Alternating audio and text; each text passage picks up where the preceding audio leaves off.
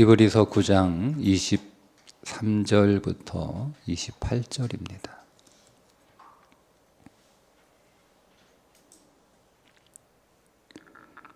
그러므로 하늘에 있는 것들의 모형은 이런 것들로서 정결하게 할 필요가 있었으나 하늘에 있는 그것들은 이런 것들보다 더 좋은 제물로 할지니라. 그리스도께서는 참 것의 그림자인 손으로 만든 성소에 들어가지 아니하시고 바로 그 하늘에 들어가사 이제 우리를 위하여 하나님 앞에 나타나시고 대제사장이 해마다 다른 것의 피로써 성소에 들어가는 것 같이 자주 자기를 드리려고 아니하실지니 그리하면 그가 세상을 창조한 때부터 자주 고난을 받았어야 할 것이로되 이제 자기를 단번에 제물로 드려 죄를 없이 하시려고 세상 끝에 나타나셨느니라. 한 번 죽는 것은 사람에게 정해진 것이요 그 후에는 심판이 있으리니 이와 같이 그리스도도 많은 사람의 죄를 담당하시려고 단번에 들이신 바 되셨고 구원에 이르게 하기 위하여 죄와 상관없이 자기를 바라는 자들에게 두 번째 나타나시리라. 아멘. 그러므로 23절 그러므로 9장 전체의 내용을 이제 다 받아서 그러므로죠. 결론이죠. 9장 전체는 피에 관한 말씀인 것을 우리가 어제 봤습니다. 그리스도의 피는 짐승의 피와는 비교할 수 없는 보배로운 피다는 것을 히브리서 기자는 우리들에게 진리의 빛을 이렇게 비추어 주고 있습니다. 그러니까 여러분 예수 믿는 일에 있어서 우리가 피를 깨닫는 것은 그리고 그리스도의 피를 보는 것은 그리고 더 나아가서 그 피가 여러분들에게 뿌려졌음을 믿고 나아가는 것은 매우 중요한 일입니다. 오늘도 23절과 24절에 성소, 하늘 이런 단어들이 나오고 있죠. 그러므로 하늘에 있는 것들의 모형, 하늘에 있는 것, 하늘에 있어요. 하늘에 뭐가 있어요. 24절에 바로 그 하늘에 들어가사 그리스도가 하늘에 들어가사 하늘에 그리고 땅에 성소도 있지만 또 우리들에게는 새로운 성소가 있고 땅에 장막이 있지만 그 장막은 불완전한 장막이고 또 우리에게는 온전한 장막이 있다. 9장이 계속 그런 말씀들을 얘기하고 있는데요. 같은 걸 다르게 표현을 해요. 장막이 성소이고 근데 그 성소가 하늘에 있다. 이렇게 말하고 있죠. 그러니까 예수님은 참 장막이시고 새로운 성소이시면서 동시에 하늘에 계시다. 하늘로 들어가셨다. 이렇게 말씀하고 있어요. 이 같은 것을 세 가지로 표현하는 것을 통해서 우리에게 주는 놀라운 영적인 메시지가 있고 그것이 9장 전체의 결론, 우리에게 전하는 결론적인 메시지인데 그걸 오늘 나누려고 합니다. 참 장막, 새로운 성소, 그리고 하늘로 올라가셨다. 여러분, 이 의미는 오늘 우리의 신앙생활이 개인적인 것을 위한 신앙생활이 아니라 하나님의 나라를 위한 것이어야 한다는 것을 말하고 있어요. 그러니까 왜 유대교에서 기독교로 개종한 히브리 유대인들이 왜 다시 그 옛날 자기들이 믿었던 유대교로, 즉 유대교의 방식으로 하나님을 믿으려고 돌아가려고 했냐면 그들의 신앙의 초점이 너무 개인적인 것에만 맞춰진 거예요. 그러니까 여러분 우리의 욕심은 한이 없잖아요. 우리가 예수 그리스도를 믿되 그 예수 그리스도를 믿는 목적이 온전히 나 개인만을 위한 것이라면 우리도 다시 율법으로 돌아갈 수밖에 없어요. 우리도 다시 육신으로 살아가는 삶으로 돌아갈 수밖에 없어요. 그래서 오늘 9장을 통해서 히브리서 기자는 다시 유대교로 돌아가려고 하는 사람들에게 우리가 예수 그리스도를 믿는 것은 오늘 우리에게 예수 그리스도를 주신 것은 그리스도가 우리를 위하여 피 흘린 것은 단순히 오늘 우리 자신만을 위한 것이 아니라 즉 자신만을 위한 삶을 위한 것이 아니라 하늘이잖아요. 하늘로 올라가셨다. 하늘로 들어가셨다. 하나님의 나라, 하나님의 뜻이 하늘에서 이루어진 것 같이 땅에서도 이루어지게 하옵소서. 우리는 분명히 매주 하나님 앞에 주기도문으로 기도하면서 그냥 암송하는 거예요. 암송. 그 기도에 담겨 있는 그 의미가 무엇인지 모른 채 그게 종교예요. 우리가 주기도문을 하루에 수천 번 여러분 그렇게 가지고 기도해도 그게 무슨 말인지 모르면 그게 그냥 주문을 외우는 거하고 뭐가 달라요? 성경에 있는 예수님이 가르쳐 주신 기도문을 가지고 주문을 외운다고 해서 그것을 신앙이라고 보지 않아요. 그러니까 종교는 전적으로 자기 자신만을 위한 신앙생활이에요. 그게 종교예요. 그런데 물론 우리가 그 종교의 과정을 거칩니다. 그것을 뛰어넘고 처음부터 성경이 말하고 있는 하나님이 오늘 우리에게 기대하고 있는 그런 신앙생활로 나아가는 사람은 없죠. 다 이렇게 종교의 과정, 즉 율법의 과정을 이렇게 거칩니다. 근데 문제는 거기에 계속 머물러 있는 게 문제인 거죠. 그게 내 신앙의 문제이고 결국 내 인생의 문제이고 그게 결국 교회의 문제가 되는 거예요. 그래서 개인적인 삶을 위한 믿음이 아니라 하나님 나라를 위한 믿음으로 우리는 더 전진해야 된다는 거예요. 그런데 그냥 말씀드린 것처럼 성경은 이제는 더 이상 너 자신을 위하여 믿지 말고 하나님 나라를 위하여 믿어라 이렇게 명령하고 요구하는 것으로 끝나지 않죠. 그러면 그건 율법이 되는 거잖아요. 그래서 그렇게 살아갈 수 있도록 우리에게 세 가지를 주셨는데 그것이 장막이고 성소이고 하늘이라는 거예요. 자, 장막이라는 단어하고 집이라고 하는 단어하고 같은 단어예요. 장막은 집이죠. 그러니까 참 장막은 참 집이에요. 그게 하나님의 집이잖아요. 참 장막은 하나님의 집이에요. 여러분 집은 어떤 것이죠? 집은 어떤 곳이냐? 집은 한마디로 탁 이렇게 어떤 곳이냐? 바람 피하고 비 피하고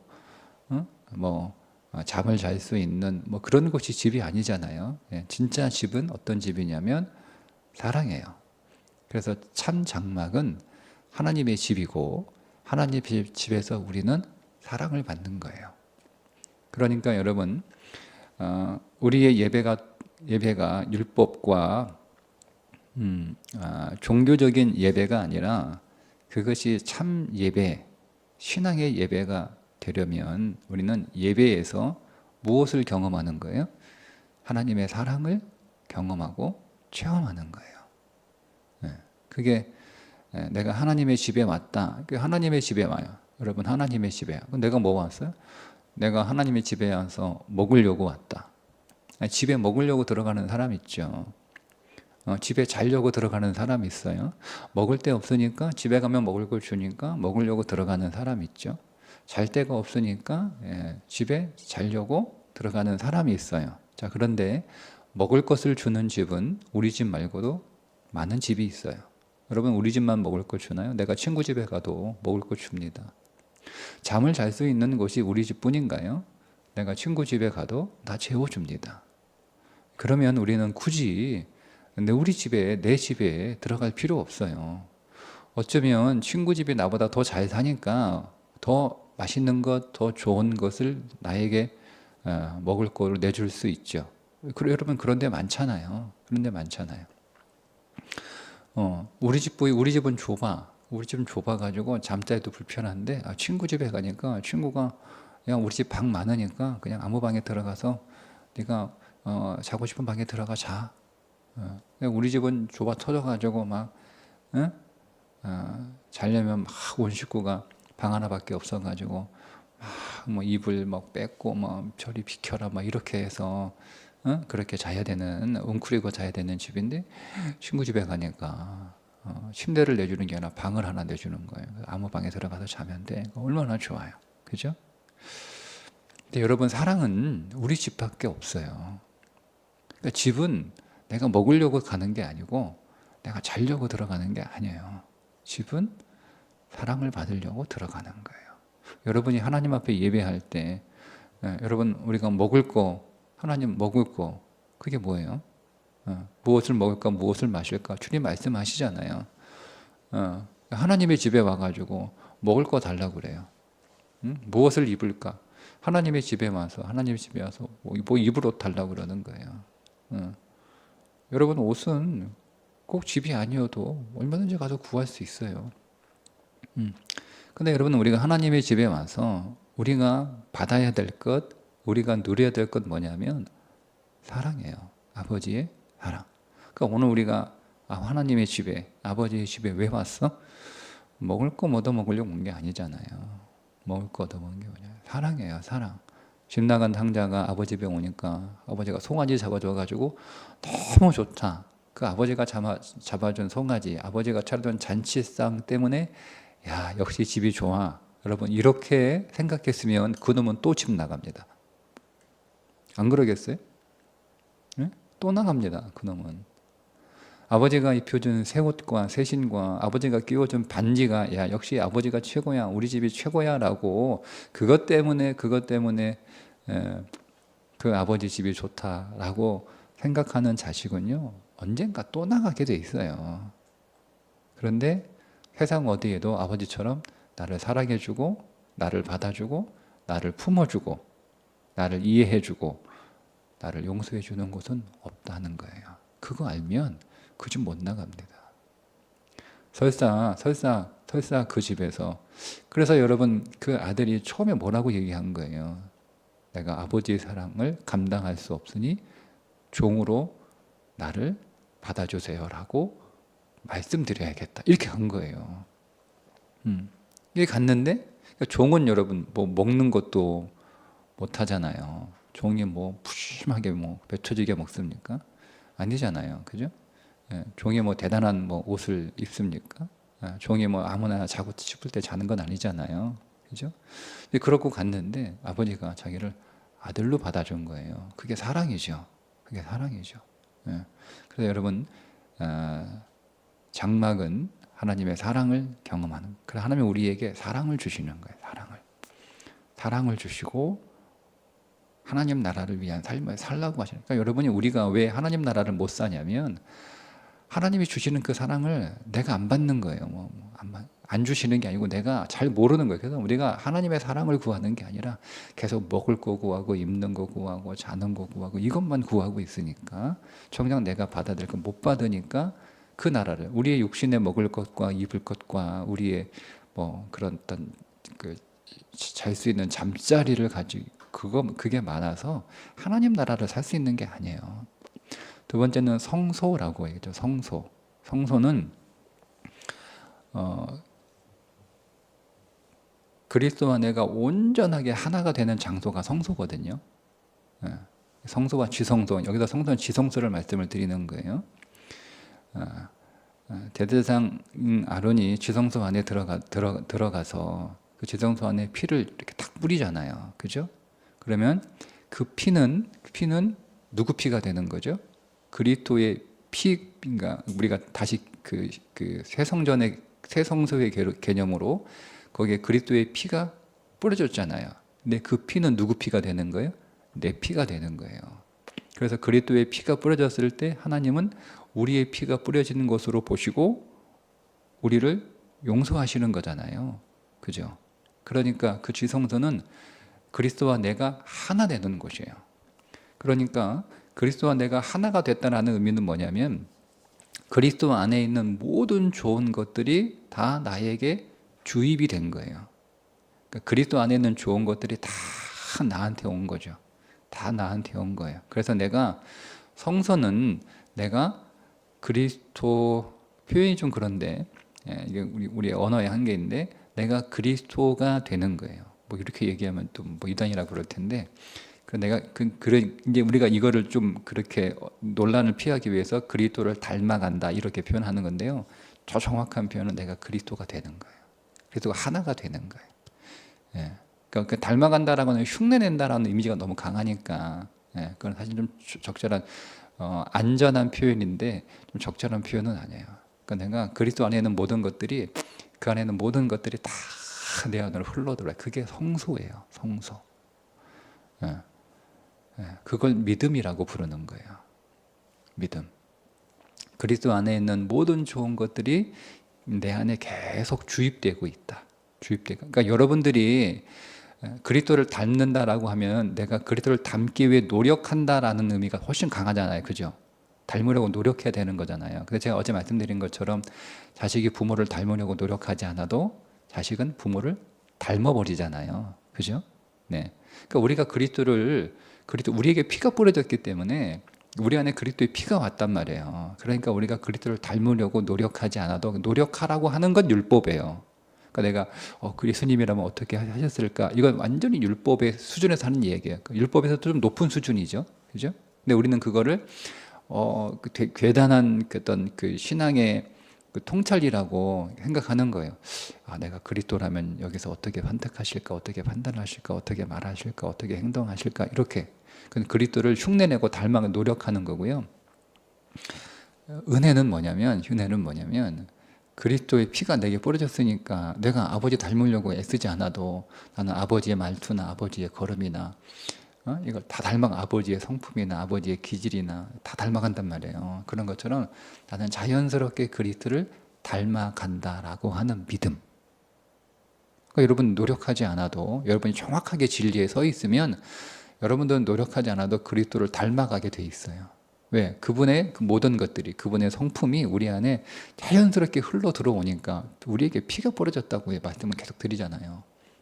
우리에게는 그리스도의 피가 있기 때문에 그리스도의 모든 기질과 그리스도의 모든 성향과 그리스도의 모든 성품과 그리스도의 모든 언어와 그리스도의 모든 표정과 그리스도의 모든 삶이 우리 안에 생명이 그냥 그대로 주입되게 돼 있다라는 것을 믿는 거예요.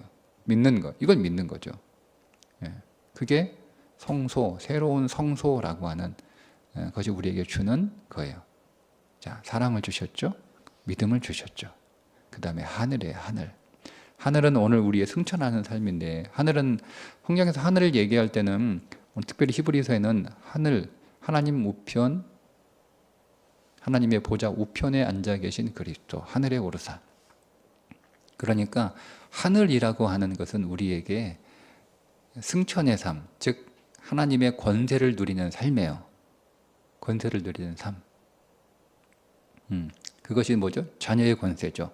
영접하는 자 곧 그 이름을 믿는 자들에게는 하나님의 자녀가 되는 권세를 주셨으니. 자녀의 권세. 그 자녀의 권세. 우리가 그 자녀의 권세가 우리에게 있는 거죠. 그것이 우리에게 소망이죠. 여러분이 소망을 가질 때 소망을 갖는 근거가 있을 거 아니에요. 나는 머리가 똑똑하니까 공부를 잘할 거야. 나는 성실하니까 일을 잘할 거야. 나는 경험이 많으니까 이 일이 잘 될 거야. 나는 자본이 많으니까 이 사업이 잘 될 거야. 다 우리는 소망의 근거가 있잖아요. 그죠? 네. 근데 여러분, 그리스도인의 진짜 소망의 근거는 뭐예요? 내가 하나님의 자녀라고 하는, 자녀의 권세를 가지고 있다라고 하는 것이 우리의 소망인 거예요.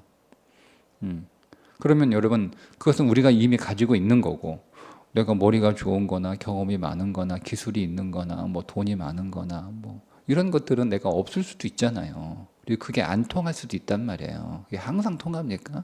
그러니까 오늘 우리가 거기에 자꾸 우리의 소망을 두니까 소망이 있다가도 그게 안 통하니까 절망하는 거예요. 나는 머리가 좋아가 똑똑해가지고 공부를 잘하니까 일을 잘할 수 있어. 소망을 가지고. 예. 그러니까 사람들은 그렇게 얘기하죠. 너는 머리가 좋으니까, 너는 성실하니까, 너는 경험이 많으니까, 너는 기술이 있으니까 잘 될 거야, 잘할 거야. 다 이렇게 얘기합니다. 그러니까 우리도 이제 그 말 듣고 소망을 가져요. 근데 그게 안 통하는 거예요. 그게 안 통하. 그럼 우린 절망하는 거잖아요. 기술이 있어도 머리가 좋아도 성실하고 능력이 있고 경험이 많아도 돈이 많아도 안 통하면 절망하는 거예요. 근데 우리에게 소망의 근거는 딱 하나예요. 내가 하나님의 자녀라고 하는 그 권세를 가지고 있다라고 하는 거예요. 그게 우리의 소망이죠. 그러니까 보세요. 하나님 나라를 살기 위해서 하나님이 우리에게 세 가지를 주시는 거예요. 믿음도 주시고 소망도 주시고 사랑도 주시고, 하나님의 온전한 새로운 성소에서 믿음을 주시고, 하늘에서 소망을 주시고, 하나님의 장막 하나님의 집에서 사랑을 주시고, 이걸 우리가 받아 누리는 거예요. 받아 누리는 거예요. 근데 이것을 우리에게 주시기 위해서 그냥 주실 수 있는 게 아니고, 우리 이걸 그냥 받을 수 있는 게 아니고, 이거를 주시기 위해서 그리스도가 피를 흘리신 거예요. 그 피를 흘리셔서 그리스도가 우리에게 5가지를 해결하시죠. 첫째, 그리스도의 피가 하나님 앞에 값이 되시는 거예요. 값이. 오늘 우리가 어제 읽었던 말씀이잖아요. 14절에 하나님께 드려진 바 됐다. 하나님께 값이 되었다라고 말씀을 하는 거죠. 살아계신 하나님께, 자기를 하나님께 드린 그리스도의 피가, 하나님께 드린 건 하나님이 값을 받으셨다, 이제 하나님의 값으로 되어졌다라고 하는 거예요. 자, 두 번째 15절에 보면 15절 이렇게 말씀하시죠. 이로 말미암아 그는 새 언약의 중보자시니 이는 첫 언약 때에 범한 죄에서 속량하시려고. 속량한다라고 하는 일은 값을 치렀다는 거예요. 근데 어떤 값을 치렀냐면, 속량이라고 하는 단어는 언제 쓰이냐면 노예 시장에서 그 노예를 값을 주고 그 노예를 해방시킨 거예요. 그러니까 죄의 삭은 사망이라, 그러니까 사망이라고 하는 값이 되셔서 하나님께 그 사망의 값을 치르셔가지고 우리를 속량하셨으니까, 속량했다는 죄의 속박에서 해방되었다 이 뜻입니다. 그래서 주님이 피를 흘려서 우리의 값이, 우리의 죄에 대한 값이, 그러니까 우리가 어제 말씀드렸죠. 우리가 죽는 건 죄의 형벌로 죽는 거예요. 죄값으로 죽는 게 아니에요. 우리는 형벌로 죽는 거라는 걸 여러분 다 기억하셔야 돼요. 죄값으로는 주님이 우리의 죄의 값이 되셔서 하나님 앞에 드려지고, 주님이 오늘 우리의 죄를 갚으신 거예요. 그래서 우리를 죄의 모든 속박에서, 죄의 모든 노예에서 우리를 해방시켜 주셨다. 이게 두 번째 피의 그 역사예요. 22절에 보면 피 흘림이 없은즉 사함이 없느니라. 죄를 사해 주는 거죠. 여기서 사함이라고 하는 것은 죄의 형벌이 있잖아요. 그죠? 죄의 형벌. 죄를 지으면 죄의 형벌이 있을 거 아니에요. 그 죄의 형벌에서 사면을 받았다라는 뜻이에요. 이게 피의 세 번째 기능이에요. 세 번째 역사예요. 값이 되시고, 그 값을 치르셔서 우리를 죄의 속박에서 해방시켜 주시고, 또 그 죄를 용서해 주셔서 우리를 모든 죄의 형벌에서 사면해 주셨다. 그죠? 자, 그리고 오늘 26절에 보시면, 자, 그리하면 그가 세상을 창조한 때부터 자주 고난을 받았어야 할 것이로되 이제 자기를 단번에 죄를 들여 죄를 없이 하시려고, 죄를 없애버리는 거예요. 여러분, 이거 엄청나지 않나요? 8장에서는 죄를 기억하지 않는다라고 말씀을 하셨어요. 근데 더 전진하죠. 죄를 없애버리는 거예요. 기억하는 건 죄가 있는데 죄를 생각하지 않는 거예요. 죄를 다시 끄집어내지 않는 거예요. 이게 지워버린다는 뜻이잖아. 기억하지 않는 뜻이네. 근데 더 전진하는 거예요. 그리스도의 피는 아예 우리의 죄를 없애버리는 거예요. 없애버리는 거예요. 근데 여기서 더 담당합니다. 28절에 보시면 이와 같이 그리스도도 많은 사람의 죄를 담당하시려고, 죄를 짊어지셨다는 뜻이거든요. 자, 이 무슨 얘기냐면 22절에 죄 사함, 죄를 사해 주셨는데 제가 그 죄의 형벌에서 사면을 받은 것이 죄 사함 용서라고 말씀을 드렸잖아요. 그런데 그 죄의 형벌을 받지 않고 죄를 용서해 주는 건 불의한 거예요. 공의가 아니죠. 그래서 주님이 그 죄의 형벌을 짊어지신 거예요. 그게 죄를 담당했다라고 하는 의미예요. 이게 5가지 피의 역사예요. 그러니까 주님이 우리를 위한 그 피가 되심으로, 우리를 위하여 피 흘리심으로 우리의 죄값이 되셨고, 우리를 갚으셔서 우리를 죄의 모든 속박에서 우리를 해방시켜 주셨고, 그리고 우리의 모든 죄의 형벌에서 우리를 사면시켜 주셨고, 그리고 죄를 아예 없애 주셨고, 그 모든 형벌을 주님이 대신 짊어지신 거예요. 그래서 우리는 죄와 상관없는 자가 되었다. 28절이지 마지막. 죄와 상관없이 자기를 바라는 자들에게 두 번째 나타나시리라.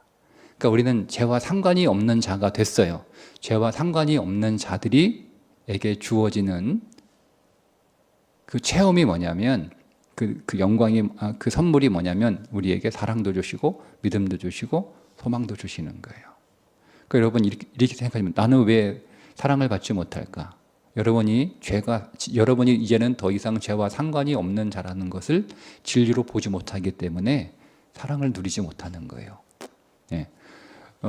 부모님이 나의 모든 잘못을 다 용서해 주시고 기억도 안 하시고 아예 죄를 없애버리시고, 나는 이제 죄와 상관이 없는 존재라고 우리가 하면 그냥 부모님이 주시는 모든 게 다 사랑이죠. 다 사랑이죠. 그런데 내가 부모님한테 잘못한 게 계속 있어요. 아주 계속 가지고 있는 거예요. 그러면 여러분, 우리는 부모님의 사랑을 받지 못해요. 잘못한 게 있으면 부모님이 계속 우리를 사랑하지만 그 사랑을 누리지 못하는 거예요.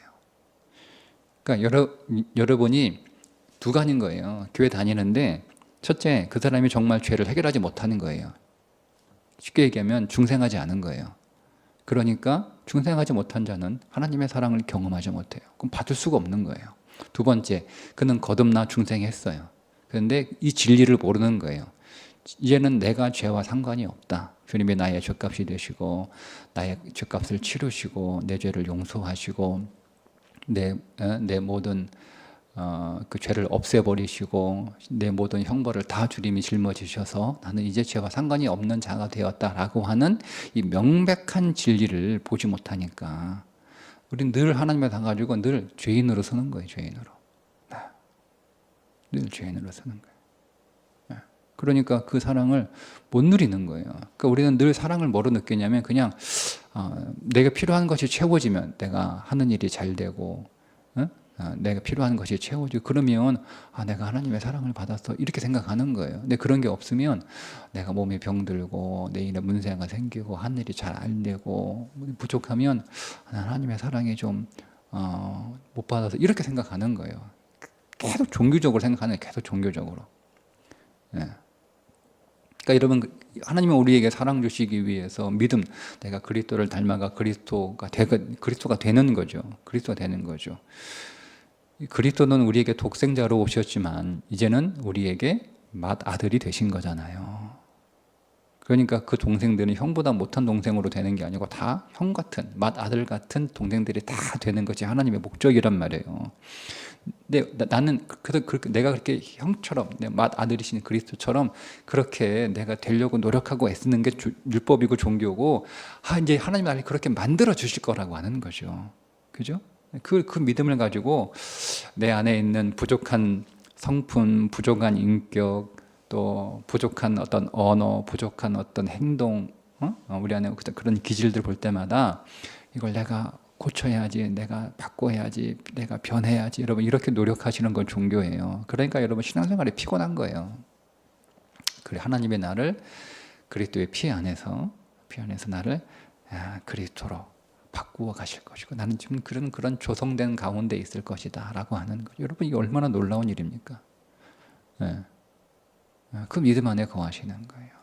나는 하나님의 자녀의 권세를, 자녀는 다 가지고 있는 거잖아요. 다 가지고 있는 거예요. 그래서 난 다 가지고 있으니까 설사 내게 돈이 없고 지식이 없고 경험이 없고 기술이 없고 힘이 없고 건강이 없을지라도 나는 다 가지고 있는 거니까 내 인생은 잘 되는 거죠. 그 잘됨의 근거가 나에게 있지 않아요. 네? 그러니까 이걸 주시는 거예요. 이걸 주셨으니까 우리는 어떻게 살아야 되는 거예요. 이걸 주시고 피로 이것을 주시고 하나님의 나라를 위한 자기 자신만을 위한 신앙생활이 아니라 이제는 하나님의 나라를 위한 신앙의 삶을 먼저 그의 나라와 그의 의를 구하라 라고 하는 그 삶을 살아가는 거예요. 이 모든 것을 다 너에게 그걸 어떻게 우리에게 주신 거예요? 피로 주신 거예요. 피로 주신 거예요.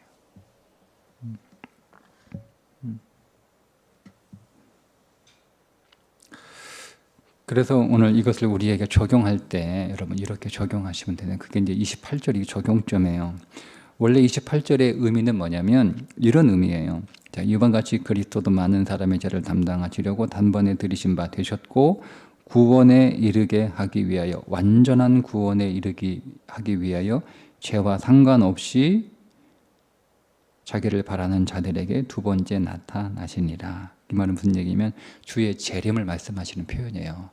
그리스도가 두 번째 오실 때, 두 번째 나타나시는 건 두 번째 오시는 거잖아요. 그 재림이요. 그때는 우리의 죄 때문에 오시는 것이 아니라 심판하러 오시는 거예요.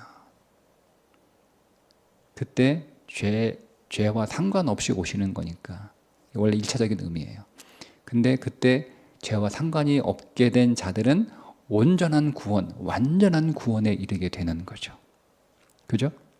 자, 근데 여러분 이것을 우리에게 적용해야 되는 거잖아요. 그러면 주님이 다시 오실 때, 주님이 재림하실 때 이제 세상을 심판하기 위하여 오신 죄 때문에 죄에서 건지시기 위하여 오시는 게 아니고 우리를 심판하시기 위해 오시는데 나는 죄가 없으니까 그 심판을 당하지 않고 나는 온전한 구원을 당하게 된다. 여러분 거기에만 제가 말씀드렸죠. 하나님의 심판에 계속 뱅뱅뱅 도는다. 우리가 율법 안에 있으면 계속 뱅뱅뱅 돈다. 하나님을 믿지만 예수를 믿지 않는 그 믿음에 계속 우리의 세례가 육신의 세례밖에 모르는 계속 하나님의 심판에 계속 뱅뱅 돈다. 그런 게 이거를 적용하셔야 되는 거예요. 그러면 오늘 우리에게 그리스도가 계속 오시는 거예요. 그리스도가 우리 안에 계속 나타나시는 거예요.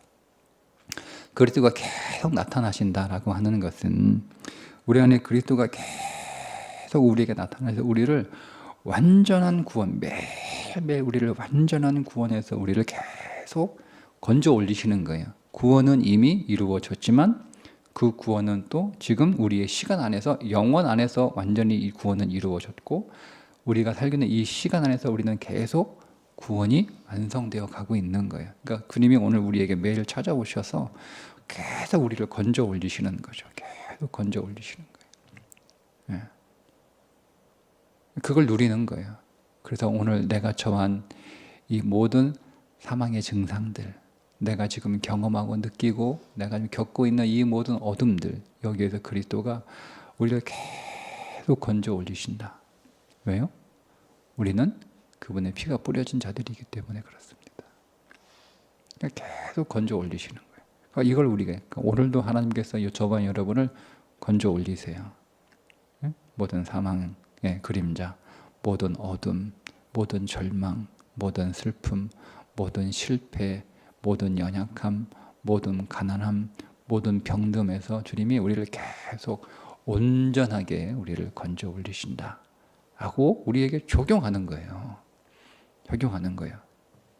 그 근거가 우리를 위하여 피를 흘려 주신 거죠. 그 피의 능력이 우리를 계속 건져 올려요. 그래서 피가 중요한 거예요. 피에 대한 진리를 우리가 더 선명하게 보는 것이 중요하고, 그 피의 능력을 아는 것이 중요하고, 그 피의 능력을 믿는 것이 중요하고, 그리고 그 피의 능력을 누리는 거예요. 그래서 누리는 거예요. 그러니까 오늘도 주님께서 여러분들을 더 온전하게 건져 올리실 줄 믿으시기를 바랍니다. 여러분에게 더 큰 사랑을 부으실 것이고, 더 큰 믿음을 부으실 것이고, 더 큰 소망을 우리에게 부어 주실 거예요.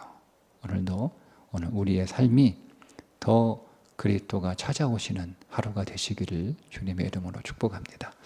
기도하겠습니다. 주님, 오늘 우리를 위하여 십자가에 흘리신 피가 우리의 죄의 값이 되시고, 우리를 죄의 속박에서 해방시켜 주시고, 우리를 모든 죄의 형벌에서 사면하여 주시고, 아예 우리의 죄를 없애버리셨을 뿐만 아니라 우리의 모든 형벌을 대신 짊어지심으로 오늘 우리로 하여금 죄와 상관없는 자 되게 해주시니 감사합니다. 우리가 이 믿음의 진리 안으로 더 들어가게 하여 주셔서 오늘 우리의 구원을 위하여 우리를 찾아오시는 그리스도를 믿음으로 만나게 하시고, 그 믿음 안에서 오늘 우리의 삶에 이 놀라운 역사가 있음을 기대하며 우리가 소망 안에서 살아가는 날이 되게 해 주옵소서. 예수님의 이름으로 기도합니다. 아멘.